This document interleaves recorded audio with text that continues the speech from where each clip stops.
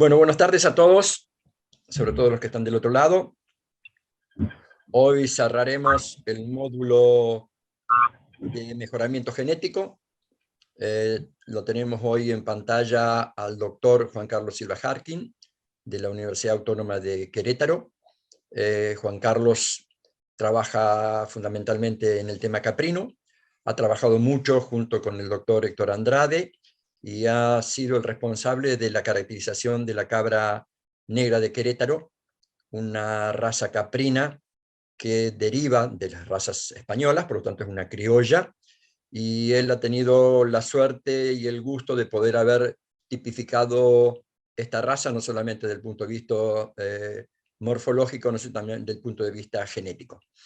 El doctor Jarquín, a su vez, está encargado del área de producción, con lo cual tiene que, como decimos nosotros los futbolistas, patear el córner y cabecear.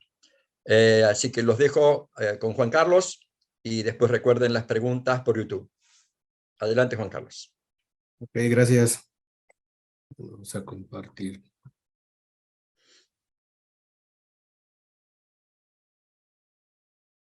Ok, hoy pues vamos a tocar el tema titulado Importancia de la genotipificación.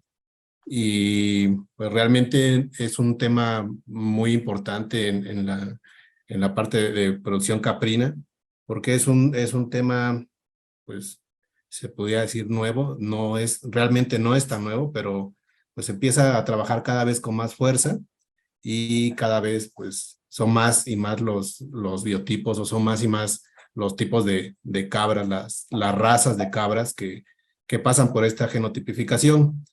Y esta genotipificación pues no es más que hacerle un estudio, hacerle un análisis genético a los animales y poderlos evaluar respecto a los animales tal vez que le dieron origen, respecto a los animales con los que han tenido en algún momento algún cruzamiento, o también nos ha servido para respaldar pues prácticamente la calidad de nuestros rebaños, y al decir de calidad pues es darle un respaldo a las poblaciones criollas principalmente, que son de excelente calidad, pero que no se les ha dado el valor real que tienen. Entonces, vamos a tocar este tema. Y para entrar en materia, pues prácticamente les voy a hablar desde qué es un genotipo. Lo voy a tratar pues de resumir bastante para que no haya muchas dudas. En parte de esto, ¿no? Del genotipo. Realmente la importancia de la genotipificación, platicaba con Patricio, yo creo que la conocemos todos. Está por ahí escondida entre nuestras pláticas de cabras, y cuando nos juntamos a hablar de cabras, a todos los que nos gustan las cabras. Ahí escondida está la importancia de la genotipificación, solo que no nos hemos dado cuenta tal vez. Pero bueno, el genotipo, realmente vamos a hablar del genotipo porque pues tiene que ver en este genotipado. Entonces, este genotipo se va a referir pues prácticamente a cómo estamos constituidos, y en esta ocasión cómo está constituida una cabra internamente, ¿no? Genéticamente. Y cuando decimos genéticamente, les decía, hablamos entonces del genotipo, y nos referimos a la información genética que poseen sus células. Todos los seres vivos, cabras, humanos y demás, tenemos información genética en nuestras células. Tenemos en la sangre, en la piel, en la saliva. Entonces tenemos información genética por todos lados. Y esa información genética nos hace realmente únicos, ¿no? Que no haya nadie igualito a nosotros. O en este caso, un animal no hay igual a otro. Entonces, de ahí la importancia, porque esto del genotipo, si les comento que no hay genotipos como tal 100% parecidos, pues entonces los rebaños que nosotros tenemos son únicos. Y ese es el punto importante, porque al final un rebaño va a ser único, y ese rebaño que nosotros tenemos, el que ustedes tienen y demás, es único en el mundo, y hay que valorarlo como tal, como eso, ¿no? Porque al final va a producir, se va a reproducir y va a estar adaptado, y más cuando hablamos de cabras, va a tener una adaptación enorme al ambiente, al sistema de producción. Y entonces ese genotipo más el ambiente, pues nos va a dar el fenotipo que nosotros buscamos, ya sea lechero, cárnico. El fenotipo que nosotros busquemos va a estar ligado por el genotipo y el medio ambiente. Entonces, va a estar determinado el genotipo pues, por genes que van a heredar los padres. En este caso de cabras, pues va a estar dado por el semental y pues la hembra, ¿no? Entonces, puede combinarse la información, puede ser combinada, y les decía, por eso nos va a dar animales únicos. No podemos tal vez mencionar que tenemos animales igual a los del vecino, ¿no? Nuestros animales son únicos. Y hay que partir de ahí porque la información que pasó nuestro semental y la información que pasó la hembra puede derivar diferentes individuos. Entonces puede ser, en este caso están con colores, puede ser un amarillo, un naranja, un rojo, y esta es la gran variabilidad que nos va a dar al hacer los cruzamientos. Entonces, al dar una gran variabilidad, pues es decir, tenemos nosotros tela de dónde cortar para poder caracterizar y para poder ir mejorando nuestro sistema de producción. Entonces, si hablamos de genotipo, hablamos también de una parte muy importante que son los genes. Entonces, los genes, pues prácticamente son pedacitos, son segmentos, son fracciones de ADN que van a tener una información dada por proteínas que van a determinar las características hereditarias. Es decir, estos genes pueden determinar si la cabra es negra, si la cabra es blanca, si la cabra no presenta cuernos, si la cabra no presenta orejas, como en el caso de la raza La Mancha. Entonces, estos genes son los que van a determinar las características raciales, por decirlo así. Entonces, el que también estos genes se van a ver influenciados para determinar las características productivas y también se ven influenciados para determinar aquellos animales que van a presentar resistencia a enfermedades, que van a presentar una gran capacidad de adaptación, de supervivencia al medio ambiente. Si bien tenemos cabras desde el desierto, tenemos cabras hasta la selva, tenemos cabras en todo el mundo. Entonces, estos genes son los responsables que esas cabras pues, nos aguanten todo eso y tengan la capacidad de adaptación que tienen y que sean únicas en el mundo, ¿no? Porque al final, si las comparáramos con otras especies domésticas, pues la cabra tiene una gran capacidad de adaptación, de resistencia, de rusticidad, que le confían las características propias de la especie y que la hacen prácticamente estar en todo el mundo. Ahora, cuando vemos el genotipo, este va a influir, les decía, sobre ciertos rasgos del fenotipo. El fenotipo va a ser todo lo que expresa el animal, todo lo que nosotros podemos ver del animal, sin necesidad de meternos a un laboratorio, de meternos con genes y demás. El fenotipo va a ser expresado por el animal. En este caso les pongo una Saanen, y el fenotipo de la Saanen va a ser expresado en producción de leche. Tal vez no es la mejor a la hora de rendimiento quesero, pero en producción de leche, pues sí produce mucha, ¿no? Entonces, este fenotipo de productor de leche, pues está prácticamente guiado por el genotipo, por toda la información que tienen las células de ese animal. Entonces, cada animal va a tener diferente información y aun cuando sean animales lecheros y todos de la misma raza, o cárnicos y todos de la misma raza, o del mismo color, van a ser animales diferentes genéticamente.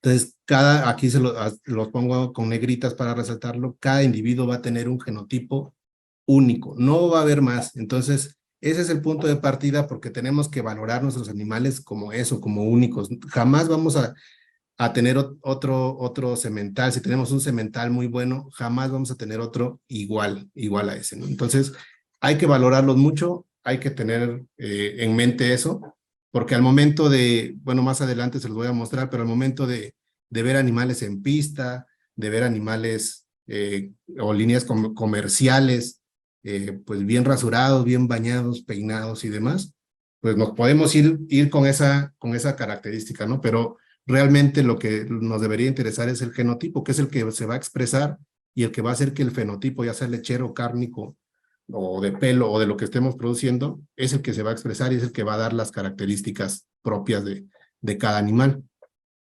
Entonces, si ya revisamos ahora bien qué es el genotipo, qué son los genes. Entonces, cuando pasamos a esta parte de genotipado, incluso les pongo aquí una imagen de una cabrita estas que se arman, porque prácticamente el genotipado es como si desarmáramos esta cabra, ¿no? Y entrar al fondo de la célula o al fondo de la célula para poder prácticamente entrar hasta la parte de los genes. Entonces, este genotipado es un proceso de laboratorio, no lo podemos ver como el fenotipo.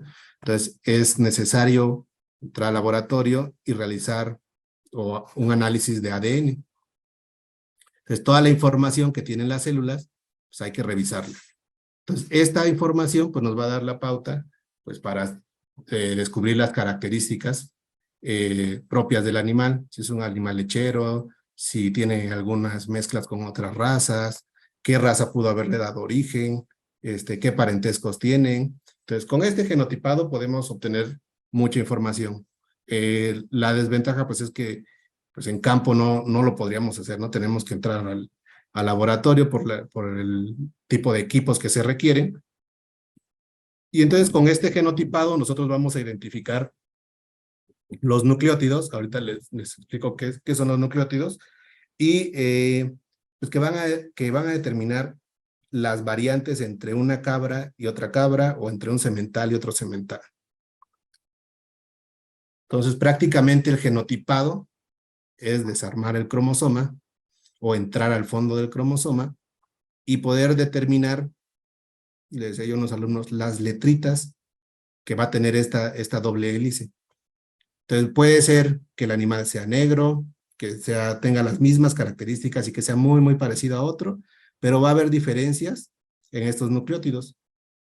Entonces, estas diferencias en estos nucleótidos son lo que va a hacer que el animal tenga un genotipo único, que no se va a volver a repetir, pues nunca, ¿no? Entonces, estas tenemos que entrar hasta el fondo de la célula, todavía más al fondo, ¿no? Hay que entrar hasta la parte genética, hasta los genes.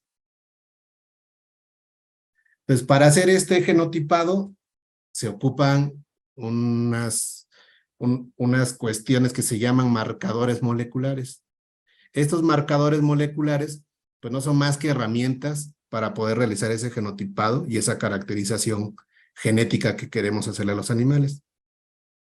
Entonces, este genotipado hay que tenerlo en cuenta que lo que se ocupa son marcadores, no se ocupa como tal todo el genoma del animal, porque eso aparte saldría muy caro.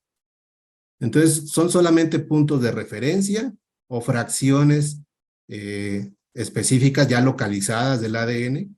Incluso en la FAO ya tiene toda una serie de secuencias localizadas y que nosotros podemos guiarnos en esas para poder hacer estas caracterizaciones. No es necesario nosotros crearlas, ¿no? Ya están hechas, la FAO ya las tiene reportadas y nosotros nos podemos basar en esos fragmentos que reporta la FAO, pues para utilizarlos en los marcadores moleculares. Entonces, estos marcadores moleculares, pues nos van a permitir tener evidencia de las variaciones en la secuencia, es decir, de los cambios que hay en estos nucleótidos. Entonces, estos marcadores nos van a decir si se parecen, si no se parecen, si el papá tiene estos y el hijo cuáles tiene. Entonces, todos estos nos los va a decir los marcadores moleculares. Entonces, debe ser variable este marcador y pues debe ser variable dentro y entre especies. Entonces, y aparte, pues debe tener una gran facilidad para identificar lo que nosotros estamos buscando. Entonces, dicho en otras palabras, estos marcadores moleculares son solamente señaladores de diferentes regiones del genoma, es decir, son fracciones que se encuentran en el genoma, ¿no? Entonces, son pedacitos que están aquí incrustados. Entonces, estos marcadores son la herramienta básica, la herramienta necesaria en muchos campos de biología. Entonces, esto nos ayuda en parte con evolución. Podemos con estos marcadores ver qué rollo con la evolución, de dónde vienen. Hay un artículo muy padre donde habla de la leche, de vasijas encontradas con leche. Entonces le hacen caracterización a la leche, se dan cuenta que es leche de cabra. Entonces la cabra está desde hace mucho tiempo con nosotros. Entonces estos marcadores también están en ecología, están en las ciencias forenses, están en los estudios, obviamente, de diversidad genética y pueden localizar o aislar genes. Entonces, hay características para que estos marcadores sean ideales o no para al momento de utilizarlos. No se van a utilizar los mismos marcadores, no todos son los mismos ni en borregos, en cabras, en cerdos, en pollos. Cada especie va a tener sus marcadores, algunos son compartidos, pero pues otros no se comparten.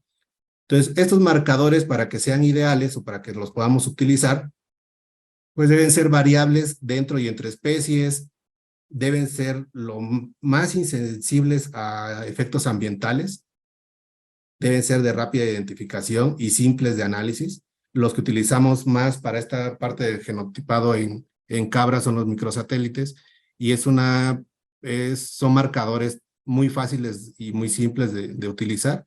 Se puede incluso bajar la información hasta en un Excel, no es necesario tener programas muy sofisticados, entonces eso nos da que sea rápida identificación y un análisis simple tal vez.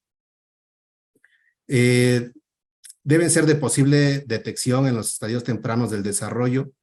¿Por qué? Porque si esto se detecta a muy temprana edad, si estamos buscando algo y lo detectamos a temprana edad, pues nos ahorramos toda esa parte de la crianza, que después sería pues prácticamente dinero mal invertido, ¿no? Si estamos criando algo que nosotros no queríamos. Entonces, estos marcadores se van a clasificar en 3 tipos.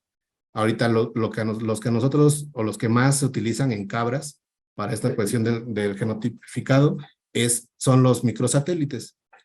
Estos microsatélites no son los marcadores de última generación, no son los marcadores más caros que existen, simplemente son los que mejor se han adaptado para hacer estos estudios y con los que se cuenta con una mayor base de datos con esos marcadores. Entonces, la gente ahí en Córdoba, en España, pues ha hecho un gran trabajo, un enorme trabajo con microsatélites y prácticamente tienen el banco de marcadores y tienen el banco de la información genética de cabras, pues prácticamente de todo el mundo, ¿no? Entonces, si nosotros queremos hacer un trabajo de genotipificación, pues es muy probable que lo podamos hacer con microsatélites porque nos da la oportunidad de comparar el genoma de comparar genéticamente cómo está constituida la cabra, tal vez, no sé, de Argentina, la cabra de Brasil, y compararla entre ellas, compararla con razas españolas, compararla con razas que pudieron haberle dado el origen. Entonces, por eso se ocupan más los microsatélites que los otros, ¿no? Pero es importante saber que no son los únicos que existen.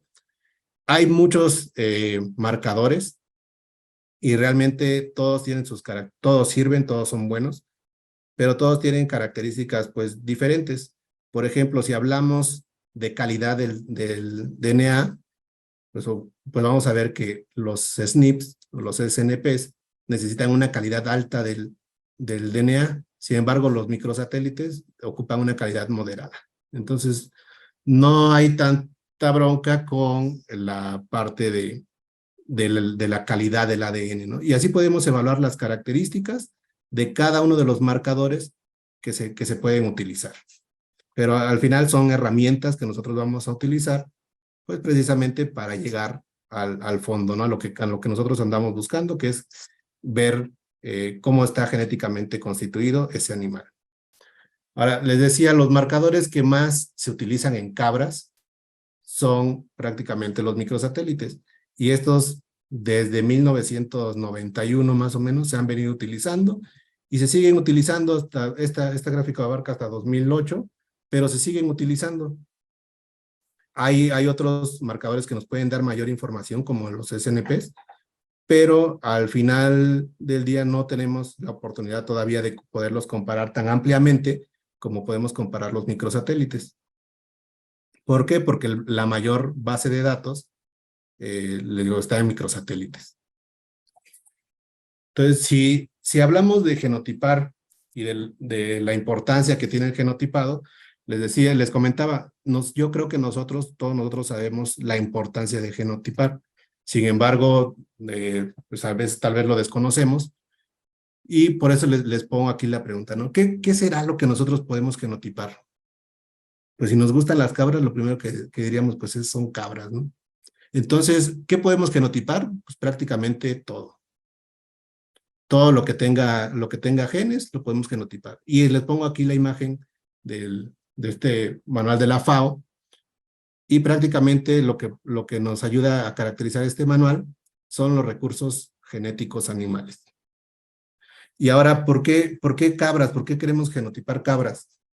Precisamente por la importancia que tiene la cabra a nivel mundial. Decía, es un animal resistente, es un animal que puede estar en el desierto, es un animal que puede estar en la montaña sin ningún problema, puede soportar sequías, puede soportar heladas. Entonces, esas características que presenta la cabra y lo que hoy en día nosotros estamos provocando con el calentamiento global, con la contaminación, con el crecimiento de la mancha urbana, al final nos orilla a voltear a ver estos animales y darnos cuenta que prácticamente están ahí resistiendo, y aparte de resistiendo, produciendo y produciendo de muy buena calidad, aun cuando se están desarrollando en lugares o en condiciones adversas, ¿no? Entonces, son de muy buena calidad, producen, se reproducen y no necesitan como tal estar tan apapachadas, ¿no? Por decirlo así, como otras especies. Eso no indica que también pues, que las vamos a castigar, pero eso es un indicativo prácticamente de su rusticidad y de su resistencia a cualquier medio. Entonces, si hablamos de que se pueden genotipar los recursos animales, entonces hablamos de recursos zoogenéticos, que son prácticamente los recursos pues, animales con los que podemos trabajar. Entonces, ¿qué va a ser un recurso zoogenético? Pues prácticamente es todo el material de origen animal que presenta un acervo genético de valor real. Y esta palabra, tómenla muy en cuenta, porque ese de valor real, yo creo que la cabra tiene el valor real desde hace mucho, desde que inició tal vez la revolución agrícola del neolítico, ya existía el valor real de la cabra ya daba leche, ya daba carne, ya daba piel, y entonces tiene un valor genético muy, muy, muy alto. Y en caso de animales que no tienen que aún no se les encuentra este valor real como en las cabras, puede tener un valor potencial para hacer frente a los retos de la humanidad. Entonces, si hablamos que nos estamos acabando prácticamente el lugar donde vivimos, pues tenemos que voltear a ver todo ese material genético, pues que nos puede sacar del apuro, ¿no? Y en ese material genético están inmersas las cabras. Las cabras que pues han soportado muchas cosas, ¿no? Como el cambio climático, el incremento de la población, la demanda de alimentos, las sequías, inundaciones. Entonces nos han soportado mucho y ahí están esperando como una cajita de material genético viable para cuestiones que pueden suscitar a futuro. Entonces, ¿quién fue el que empezó con esto de voltear a ver los recursos zoogenéticos? Pues prácticamente la FAO empezó a hacer estos estudios o a fomentar estos estudios, y primero empezaron con 7 especies de mamíferos domésticos. Primero empezaron con bovinos, con cabras, ovejas, con asnos, búfalos, caballos y cerdos. Hicieron todo el trabajo, les digo, ya están los marcadores, entonces no tenemos pues prácticamente que inventarnos nada, los marcadores ya existen. Y en 1993 incluyeron al yak, a los camélidos y a las aves. Y ya después continuaron con ciervos y conejos. Pero prácticamente podemos genotipar todos los animales domésticos. Para 2005 se continuó con la recopilación de datos a partir de 169 informes de países. Entonces los países agarraban y mandaban sus informes de todos sus recursos zoogenéticos que tenía cada país, para precisamente establecer un banco mundial de datos. Y posteriormente a eso, pues ya se formaron coordinadores a nivel nacional y pidieron la información a esos coordinadores para que se validara, se complementaran los bancos de datos nacionales. Sin embargo, ¿qué pasó ahí? Que cuando se pide la información, pues muchos países realmente no contaban con datos de sus poblaciones criollas. Entonces no había datos de poblaciones criollas, no había datos de cuántas razas más podría haber. Entonces, muchos países pues quedaron ahí atascados porque no contaban con esa información. Entonces, la FAO tiene un mundo de información y gracias a este mundo de información que tiene la FAO, pues prácticamente se le ha dado empuje a esta caracterización de las razas. Más o menos el 20% de las razas en el mundo se encuentra en peligro de extinción según la FAO. Entonces es algo preocupante porque pues, estamos perdiendo razas sin siquiera saber lo que tenemos. Entonces hay veces que podemos introducir animales pensando en hacer mejoramiento genético y realmente no sabemos si estamos haciendo mejoramiento genético o estamos perjudicando nuestro rebaño. Entonces, para eso primero deberíamos saber lo que tenemos, partir de conocer lo que tenemos para poder hacer un mejoramiento. No podemos mejorar sin saber de dónde estamos partiendo. Entonces, en los últimos años se han extinguido 62 razas y 36% de las razas pues no cuenta con datos poblacionales. Es decir, pues, sabemos que existen, pero pues no sabemos más, ¿no? Hasta ahí se quedó y tal vez nadie se ha preocupado por sacar los datos de sus animales. ¿Y por qué se genera esto? Esto se genera porque cada vez hay un mayor uso de razas exóticas. Le decimos así exóticas, pero realmente ya están en todo el mundo, ¿no? Razas comerciales. Cada vez utilizamos más razas comerciales y no es que sean malas, sino el problema es que nos metemos con razas comerciales o razas exóticas que no están adaptadas a las condiciones que nosotros tenemos en nuestro agostadero, no están adaptadas a las condiciones del campo que nosotros tenemos. Entonces, si no están adaptadas a esas condiciones y por meter esos animales, pues prácticamente estamos destruyendo a los animales que nosotros tenemos. Entonces, la intensificación de sistemas de producción también se ha dado y ha dado esto, ha dado pie a que se pierdan algunas razas, porque ahora queremos producir más con poquito, y no es que las cabras criollas o que las razas locales produzcan poquito. Ahí el punto es que no conocemos lo que producen y no sabemos la calidad de lo que producen. Entonces, primero tendríamos que saber cuánto producen, de qué calidad es lo que producen, qué punto a favor tienen, qué punto en contra, y partir de ahí antes de empezar a meter otro tipo de animales. Y pues prácticamente lo que también nos ha pegado pues es el poco presupuesto. Creo que a nivel mundial, y si no por lo menos aquí a nivel nacional aquí en México, pero es poco el presupuesto que se destina para hacer este tipo de trabajos. Y generalmente es poco porque pues no a todos les interesa rescatar lo que nosotros ya tenemos. Entonces esto surge también y se le da un empuje cuando se crea el concepto de raza, y cuando se crea el concepto de raza empieza a haber una mayor presión de selección y todos empiezan a seleccionar, y obviamente esta presión de selección pues empieza a disminuir la variabilidad genética, todo se empieza a ser muy homogéneo. Entonces empieza a perder la variabilidad genética y hay un artículo muy padre que nos dice qué es una raza. Es un artículo de 1915 y este artículo desde 1915 nos dice que prácticamente el concepto de raza no tiene un sentido biológico.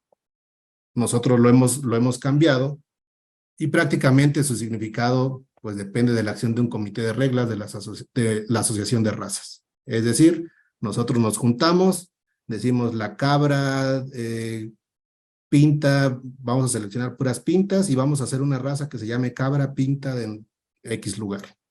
Y lo podemos hacer. Entonces, en este documento, el autor refiere que prácticamente una raza es lo que los criadores quieren. Y entonces, como es lo que los criadores quieren, pues empezaron las importaciones, ¿no? Empiezan las importaciones, y cuando empiezan las importaciones, pues empiezan a venir los eventos de razas, y empieza el productor a ver animales muy bonitos, animales grandes, obviamente eran animales bañados, trabajados, bien manejados y demás, y pues de la vista nace el amor, y entonces empiezan a adquirir animales de otra raza, ¿no? Empiezan a adquirirlos antes de conocer lo que ellos tenían, o antes de que alguien los guiara y les dijera, ¿sabes qué? No te conviene porque ve las patas las tiene cortas, tú pastoreas en un cerro, porque ve, es un animal tal vez muy pesado, es un animal que requiere mayor cantidad de nutrientes por su tamaño, y tal vez no hubo alguien que los guiara, o no sé qué haya pasado, pero al final se empezaron las importaciones y se empezó a comprar ganado de otro lado. Vean, por ejemplo, estas imágenes son de un documento aquí en México, y entonces empiezan a importar animales, y dice, borrego de raza Lincoln, importados a México para el mejoramiento de ganado lanar. Y entonces aquí viene la pregunta, ¿y cómo sabíamos que eso iba a ser un mejoramiento? Si no sabíamos lo que teníamos, no sabíamos las características de la lana de los animales que estaban aquí en México. Entonces, si no sabemos lo que tenemos, no sabemos si realmente estamos mejorando o estamos empeorando. Y no es que estos animales de esta raza sean malos. Lo malo es que nosotros no tenemos datos. No evaluamos antes de hacer un mejoramiento genético. Igual, borrego Rambouillet, importados para el mejoramiento de ganado lanar criollo. Entonces, ahora vayan y lleven y pastoreen este ganado, ¿no? Con el ganado criollo. Y ahora este ganado tan grande, pues háganle parir a las borregas criollas, unas crías tan grandes. Entonces, hubo un sinfín de desinformación, y tal vez no hubo, digo, quien guiara los pasos. Y entonces esto se empezó a hacer, era el boom, era la emoción, y era el que todos querían tener animales de ese tipo de razas, y que todos querían tener sus rebaños como los que veían en las pistas, ¿no?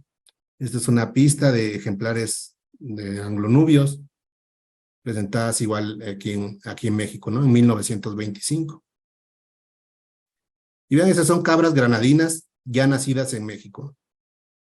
Entonces, obviamente se empezó a importar ganado, se empezó a meter más ganado, todos querían animales, en su error, pues todos querían animales de razas, ¿no? Entonces decían, no, de razas, porque yo no quiero, o los criollos están feitos, ¿no? No, yo no quiero criollos.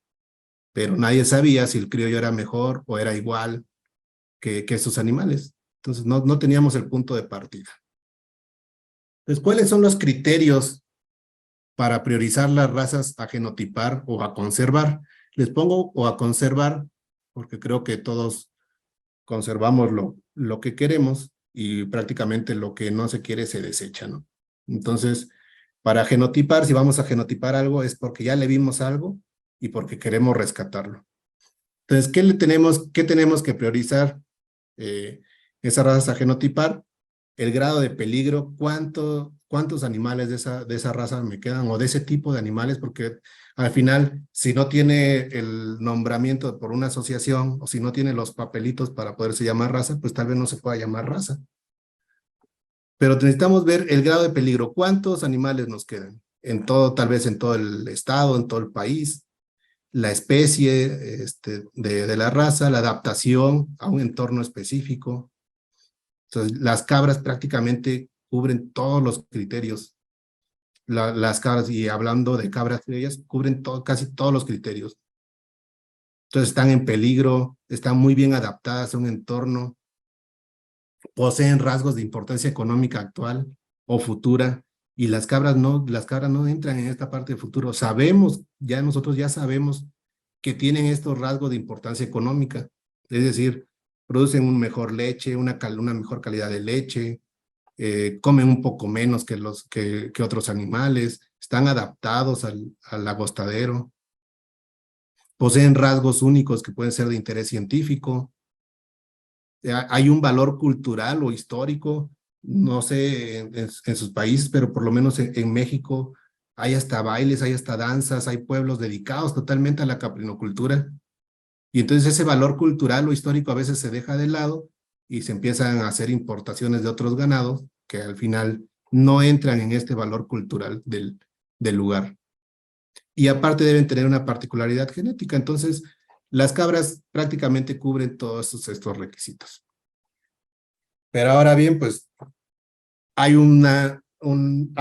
algo que a veces se les hace más importante que la parte cultural, y es la parte económica. Pero también la parte económica se ve beneficiada cuando hacemos esta parte del genotipado. ¿Por qué? Porque con el genotipado tenemos la certeza de lo que nosotros tenemos en nuestra localidad. Entonces, sí se puede combinar, sí debe haber un respaldo económico. O sea, con el genotipado nosotros si estamos orgullosos de los animales o de las razas que tenemos, con el genotipado prácticamente estamos teniendo el papelito en la mano que dice que nuestros animales son únicos y que prácticamente le van a dar un valor agregado a estos animales, ya sea la carne, ya sea la leche, pero van a ser animales únicos. Entonces el valor económico o la cuestión económica también se ve beneficiada. Entonces vean, muchas de las estrategias que se plantean pues motivan a la conservación. Es decir, ahora, bueno, en esta imagen les presento, es una comida con productores en la Mixteca, y esta comida fue después de haber organizado, después de haber creado la Asociación de Caprinocultores especializados en raza pastoreña, una raza criolla, una raza local de ahí, de la región Mixteca, y después, obviamente, de tener la reunión y hacer todo como se debía y formar la asociación y demás, pues ahora sí, un buen taco, ¿no? Y una buena comida, y eso es lo que necesitamos, que sea un enfoque multidisciplinario. Un veterinario no puede, o un genetista, no puede podrá hacer el genotipado, pero no va a poder llevarlo a fin. El genotipado considero que no es solamente ver los genes o ver, les decía, los nucleótidos, sino el genotipado es llegar más allá. Un genotipado que solamente se queda en eso, en el genotipado, pues no va a funcionar, ¿no? Lo que nos interesa es que ese genotipado influya en estas familias. Entonces, en esta imagen les digo, es un enfoque multidisciplinario. De este lado, la doctora Gisela Fuentes Mascorro de la Universidad de Oaxaca, la doctora Carmina de la Universidad de Oaxaca, la doctora Araceli. Entonces, en reproducción, en cabras, en un enfoque más social, la gente igual, gente de dependencias, de gobierno, productores. Entonces, necesitamos un enfoque multidisciplinario para fomentar el rescate de estas poblaciones locales. Solitos no vamos a poder y se va a quedar en eso, ¿no? En un papel y en un genotipado más. Ahora, por ejemplo, en España, decía, la Universidad de Córdoba en España, pues tiene todo un banco de información. Aparte, ellos también trabajan con los profesionistas y trabajan con todo el mundo que al final no son cerrados a compartir la información.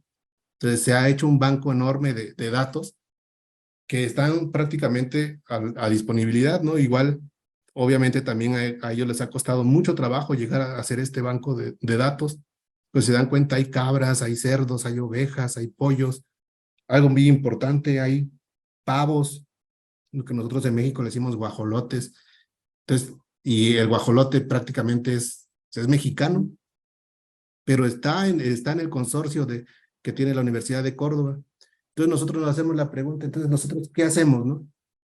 ¿Qué hacemos? Tenemos el banco de datos, ya están los marcadores hechos, ya están las secuencias, la gente está, el productor está, entonces, ¿qué hacemos?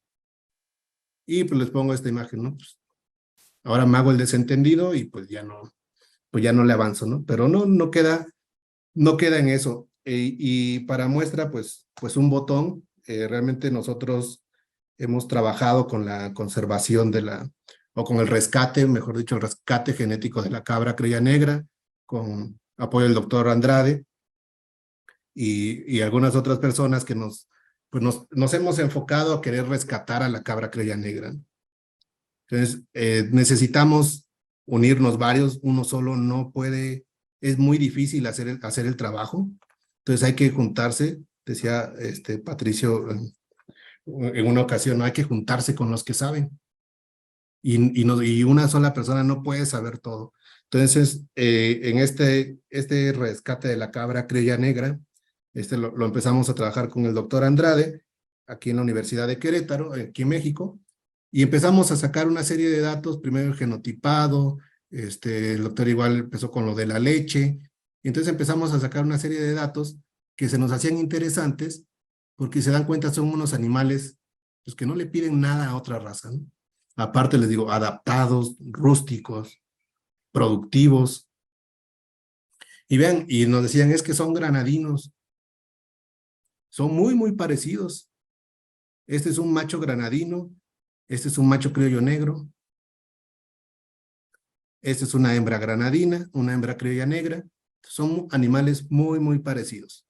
Entonces nosotros decíamos, pues vamos a ver si realmente es el granadino o es el animal que nosotros tenemos local, es el animal que es mexicano y que hay que tratar de rescatarlo y no solamente por el orgullo de que sea mexicano, sino porque ya habíamos considerado y incluso pues, el doctor Andrade igual ya tenía los ojos en la mira, en la calidad de la leche de esos animales. Y entonces comenzamos a evaluarlos y dijimos, pues creo que cumple todos los criterios. En esta imagen al fondo es el semidesierto queretano. Son los cerros, es la montaña donde habitan estos animales, donde hay de esos animales. Y si tú visitas este lugar, pues pensarás que comen piedras, ¿no? Pero realmente no, saben sobrevivir, eh, saben producir en estas condiciones. Entonces, no ocupan prácticamente la alfalfa, no se les da concentrado y aún así son animales de muy buena condición corporal, con partos sin ningún problema, con una calidad de leche fenomenal. Entonces, tenemos que son animales adaptados y rústicos, con buena calidad de leche, y lo principal que son un sustento familiar en regiones áridas. Entonces, donde no hay nada que comer, pues prácticamente las cabras se la rifan, ¿no? Entonces, todas esas características pues nos dieron la pauta para poder pues evaluarla y tratar de seguir trabajando. Entonces, se creó el programa de valorización y recuperación de la cabra criolla negra, y el objetivo que nosotros nos planteamos ahí con el doctor Andrade y demás personas, pues era caracterizarla a la cabra, evaluarla y obviamente conservar y mejorar esta población. Hemos ido a pasos muy, muy, muy cortos, pero firmes, porque esto no es el genotipado.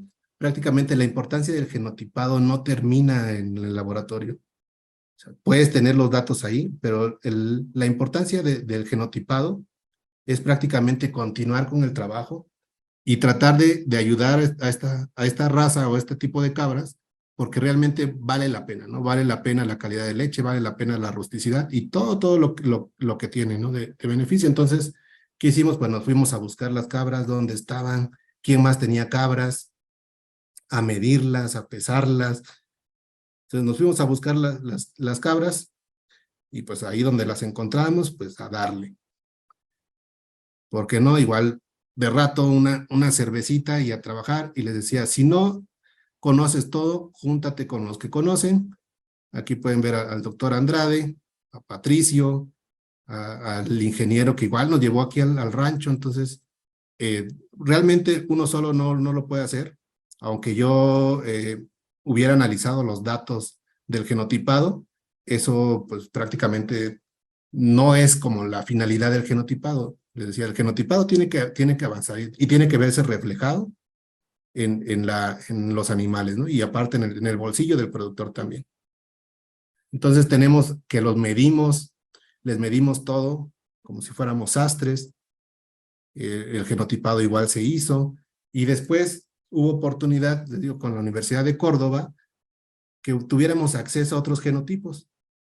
Entonces tuvimos acceso a la Sanen, a la Alpina, esta es la criolla negra que evaluamos nosotros, la Verata, la malagueña y demás. Entonces nosotros dijimos, pues vamos a ver realmente si genéticamente solamente es parecida o es parte o qué pasa con la murciano granadina que pudo darle origen y con la que se parece muchísimo. Pues nosotros vimos que genéticamente puede que la cabra criolla negra descienda de la murciano granadina, pero las cabras a México llegaron hace más de 500 años. Entonces, esos 500 años que han pasado, obviamente el productor ha hecho selección, ha hecho cruzamientos, y eso ha dado pauta a que hoy en día se considere una población totalmente diferente a la murciano granadina y a todas las cabras, estas cabras de razas españolas. ¿Por qué? Porque ya están distanciadas, genéticamente ya están distanciadas, ya no son de la misma población, y entonces ya tenemos ahora la garantía de que tenemos un animal único que no es la murciano granadina, Entonces, que no es la retinta, que no es la payoya. Entonces, ya tenemos los datos y ahora sí, pues lo que sigue, ¿no? Les decía, medir, seguía también, pues seguir con lo de la leche. Y para muestra les digo un botón, ¿no? Entonces, ahí la calidad de leche, la cantidad de leche. Pero esto, ¿qué pasa si llega a una feria y este productor no está informado de la calidad de animales que tiene? Pues obviamente se puede enamorar por la vista y al final meter animales que tal vez, lejos de mejorarle genéticamente, le perjudiquen. Este es otro caso en los que hemos estado trabajando. Ese es con la Universidad de Oaxaca. He tenido tengo la suerte y la dicha de ser oaxaqueño. No tuve la suerte de quedarme más tiempo con ellos trabajando. Sin embargo, seguimos picando piedra, sigo apoyando en lo que se puede. Y hemos visto esta cabra cómo ha seguido y cómo gracias a todo el trabajo que se desarrolla con la gente de Oaxaca, con la doctora Gisela, con la doctora Carmina, con Araceli, con toda la gente de la Universidad de ahí de Oaxaca que están metidos en la cabra pastoreña, se ha dado un gran avance y esta cabra que le llamamos cabra pastoreña, pensamos y decimos, viene de la blanca celtibérica hace 500 años con los españoles. Y esta foto es de un concurso, cuando se hizo un concurso, una pista para puros animales criollos. Y eso ayuda y fomenta al productor y lo hace ver que tiene unos animales únicos, que no le piden nada a nadie, ¿no? Entonces, son cárnicos, son totalmente cárnicos. La cría negra es lechera, esa es totalmente cárnica. Vean las condiciones en las que se encuentran y no le piden nada a otro tipo de raza, ¿no? O a otro tipo de animales. En esta igual se hizo el genotipado y se hizo con el doctor Miguel, la doctora Gisela, y prácticamente se vio que la cabra pastoreña, que está ubicada en la región mixteca entre Oaxaca, Puebla y Guerrero aquí en México, pues era diferente a la blanca celtibérica, a la blanca andaluza y a la murciano granadino. Entonces, la misma historia que con la cabra criolla negra, pues ahora la cabra pastoreña se separa gracias a sus 500 años que tiene de adaptación y de manejo que se ha dado en la Mixteca, y ahora es una población totalmente diferente. Esto le da un valor agregado, y es un valor que los oaxaqueños lo consideran, ¿no? Porque la cabra en esta región es muy bien vista. Entonces, esa imagen es del día que se formó la Asociación de Productores de Cabra Pastoreña. Les digo, el genotipado, la importancia del genotipado no es llegar a ver qué pasa con los genes. La importancia del genotipado es aterrizarlo y realmente continuar en el camino. Son, les digo, pasos muy pequeños, muy despacito, porque realmente no hay el recurso suficiente para avanzarle a pasos más grandes, pero poco a poco se puede ir trabajando. Y ese es el resultado del genotipado realmente. El que nos interese rescatar esa raza porque ya le vimos una importancia, porque tiene una importancia económica, porque tiene una importancia social, cultural, que no debe quedarse en un artículo más publicado.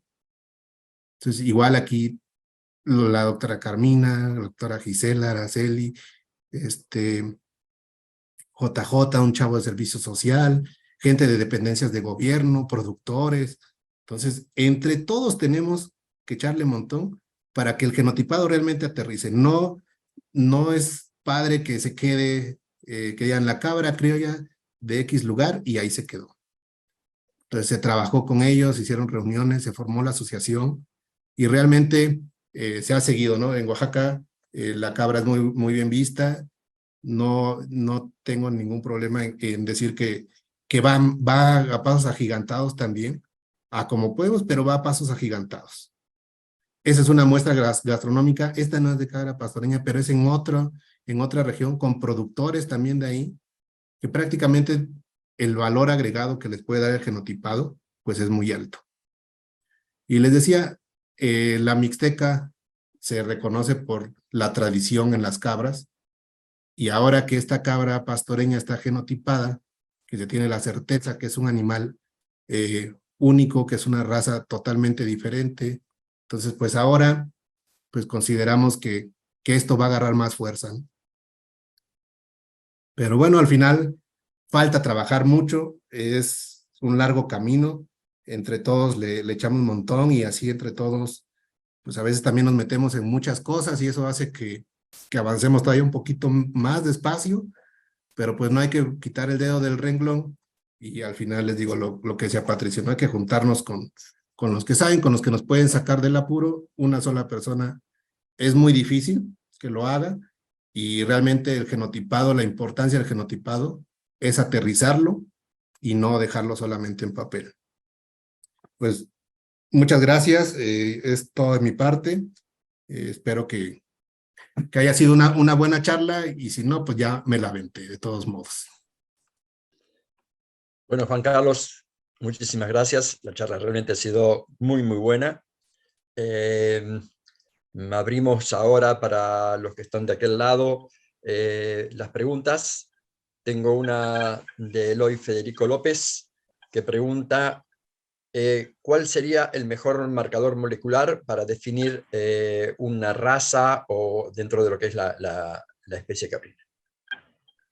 En la especie caprina, considero que el mejor marcador, con todos podría ser, el mejor, o sea, el que nos daría más información, obviamente serían los SNPs, pero en esta ocasión los microsatélites son los que van a dar la pauta. ¿Por qué? Porque el banco de datos, todas las razas españolas, las razas Boer, Langlo-Nubia, que no son españolas, son comerciales, están caracterizadas, están genotipadas con microsatélites. Entonces, si queremos hacer una comparación entre la cabra, no sé, la cabra criolla negra aquí en México, con la cabra de Brasil, de Cuba, de Colombia, que están caracterizadas con microsatélites, pues va a ser más fácil. El banco de datos es más grande con microsatélites.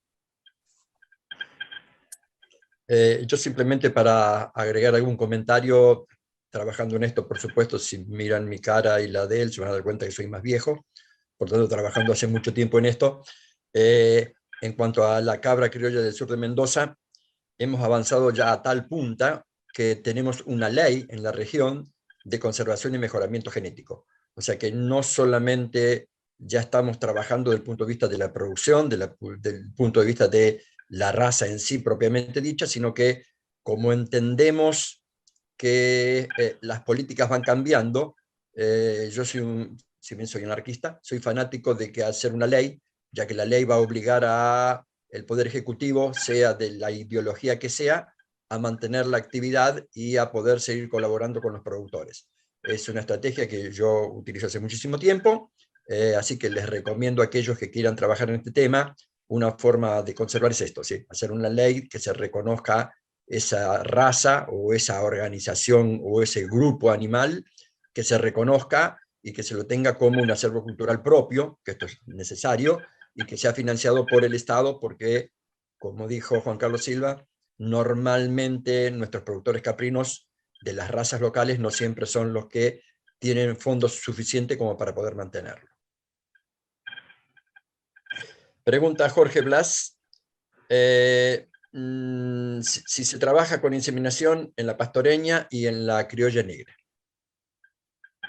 No, realmente no se ha trabajado con inseminación en la criolla negra. Sí se ha hecho algunos cruzamientos con inseminación, en algunas pruebas, incluso con semen de murciano granadina y así, pero realmente es más efectiva la monta natural y lo que queremos ahorita en la criolla negra es pues, prácticamente aumentar el número de cabezas, ¿no? Es una población de cabras que está disminuida, no es tan grande como la pastoreña. En la pastoreña todavía encontramos rebaños de 3,000, de 5,000 animales en la montaña, pero en la criolla negra es una población mucho más pequeña. Entonces todavía le estamos dando con monta natural, pero eso no evita que tengamos semen congelado de sementales criollos.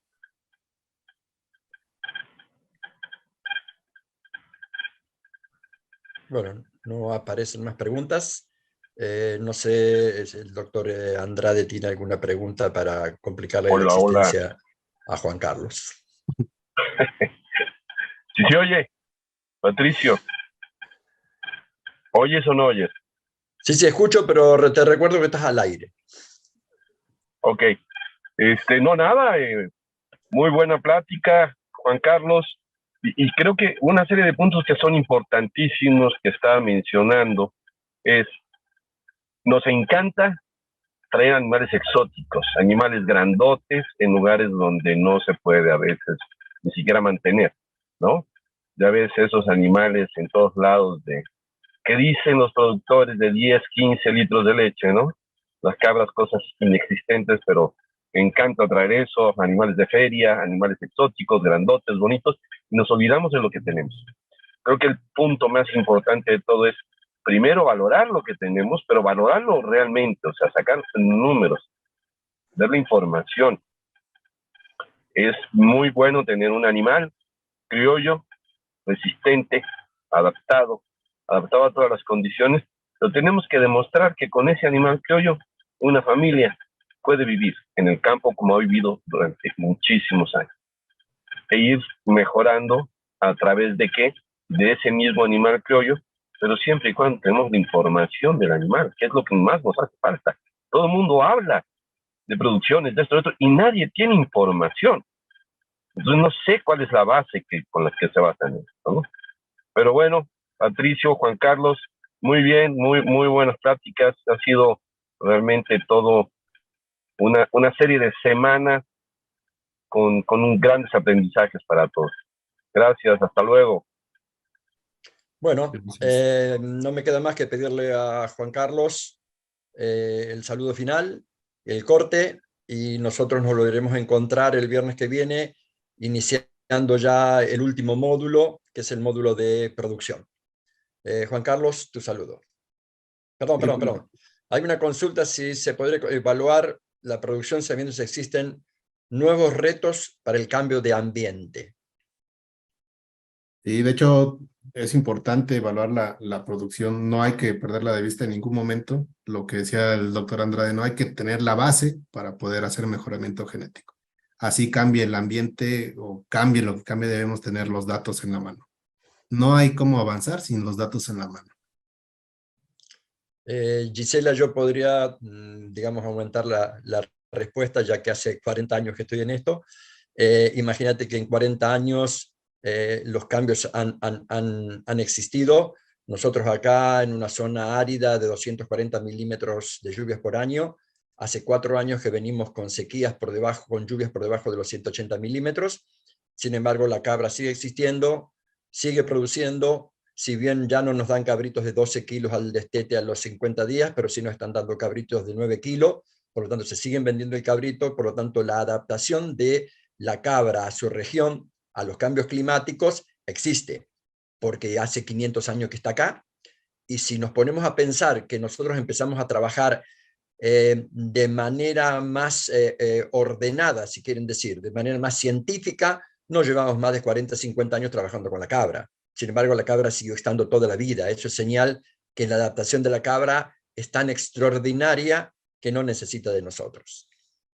Sí, claro.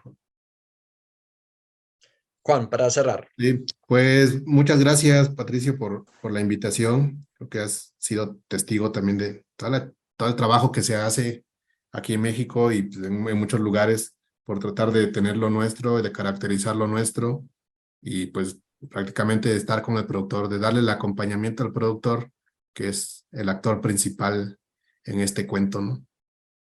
Entonces, muchas gracias. Bueno, muchísimas gracias a todos. Nos estamos viendo el viernes que viene. Y por supuesto, muchas gracias a Juan Carlos por la claridad y por la profundidad de su presentación.